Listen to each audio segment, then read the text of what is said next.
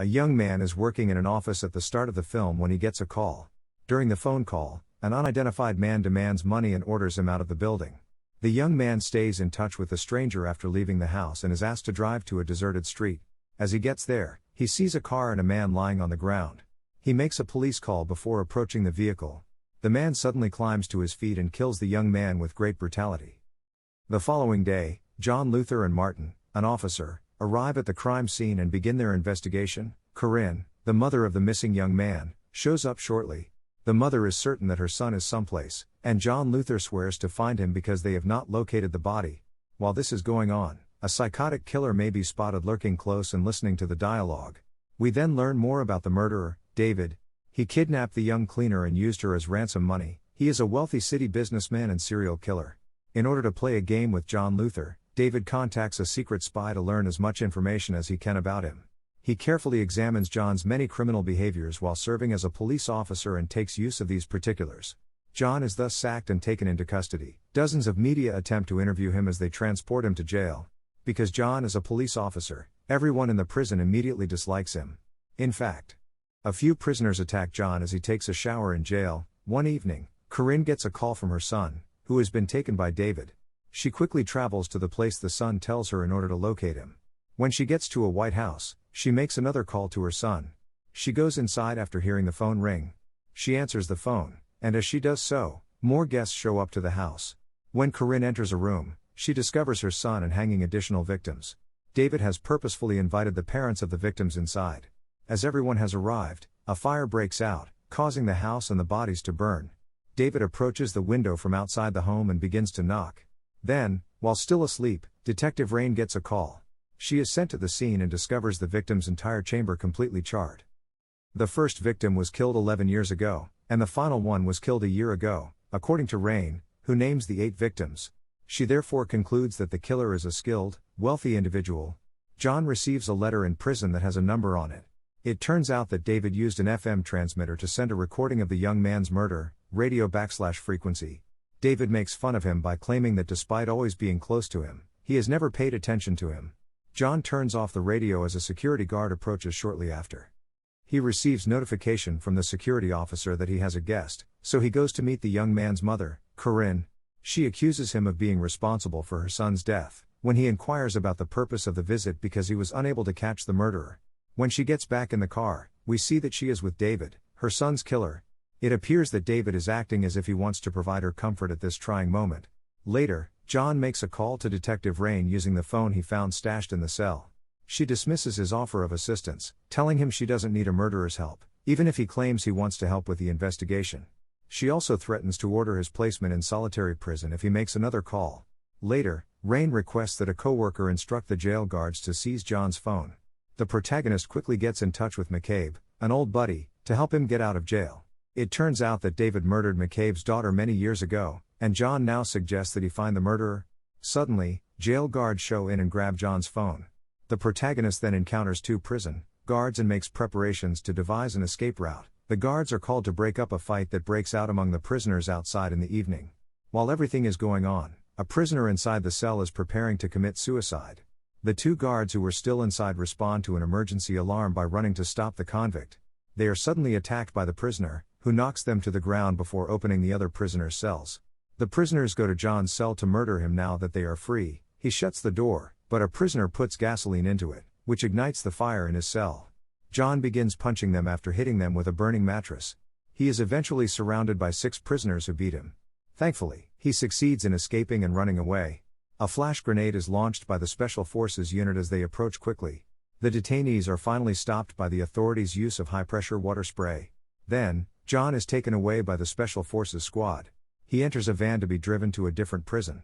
His old pal and his group halt the van en route. After releasing him from the restraints, they go. David is seen in another scene bringing his ex-wife a bouquet of roses. She allegedly cheated on him with a French man many years ago. He murdered the man and flung acid in the face of his wife. She was never to leave him again when he placed her in a wheelchair. John is driven to a garage where his old automobile is by McCabe. After thanking his friend for his assistance, John hands him some cash.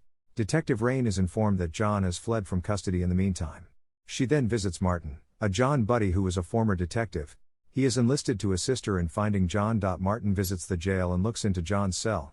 He discovers the voice recording on the radio and instructs Rain to investigate the source of the signal because John is undoubtedly going there. In actuality, he is correct because John already got to work and discovered the source of the radio signal. When the radio host encounters John, he flees. John chases after him, and when he finally captures him, he starts questioning him. According to the radio DJ, he was compelled to play that audio recording on air.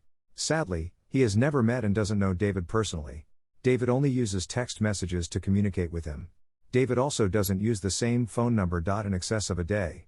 John is compelled to depart when the police arrive at this structure. He has already escaped when the cops show up, and they only discover the radio host. The action then cuts to David speaking with his associate. He displays to David some hostages who have been abducted and will soon be subjected to live torture online. John then gives Detective Martin a call to inform him that he has the murderer's phone number. He requests that he look up the number because tomorrow it won't be possible. Martin nods in agreement and promises to call in 15 minutes.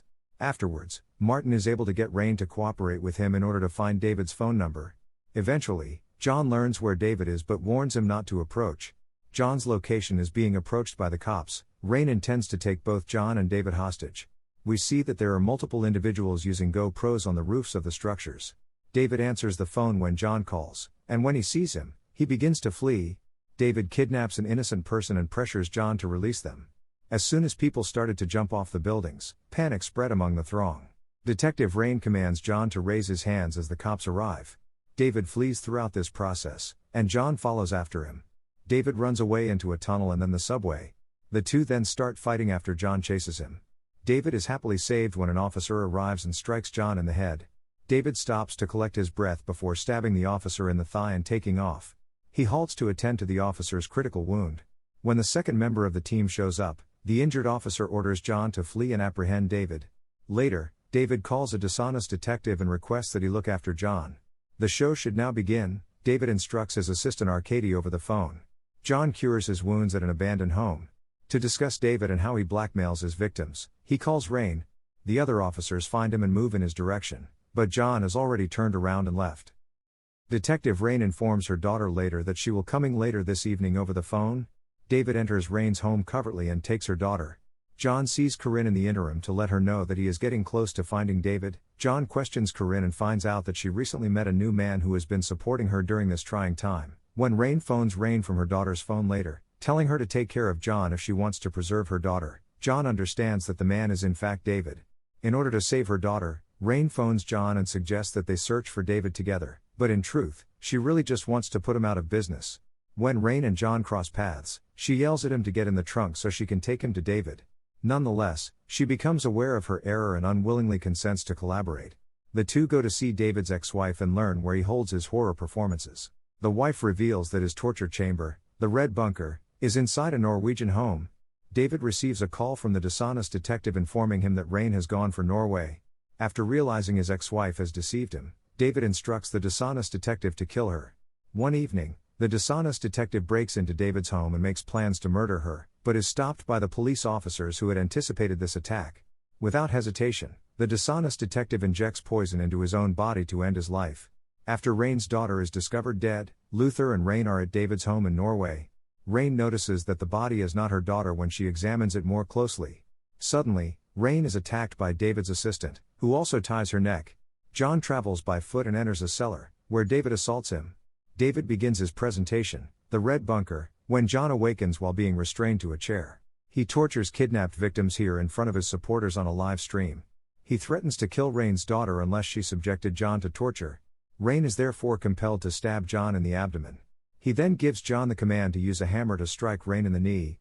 John doesn't follow through, however, and informs that David's ex-wife has informed the police about this address. Those viewing the program suddenly start to depart the area out of fear of being found.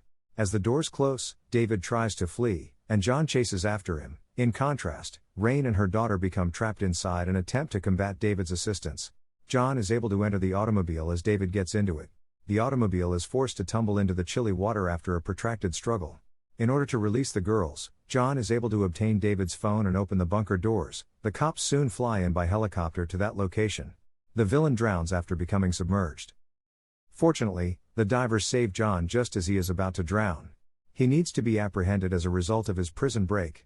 A top MI5 official approaches John once he has recovered, offering him a job rather than going back to jail. The end. If you like this story, please subscribe to the channel and like it, to motivate me to bring you more stories like this.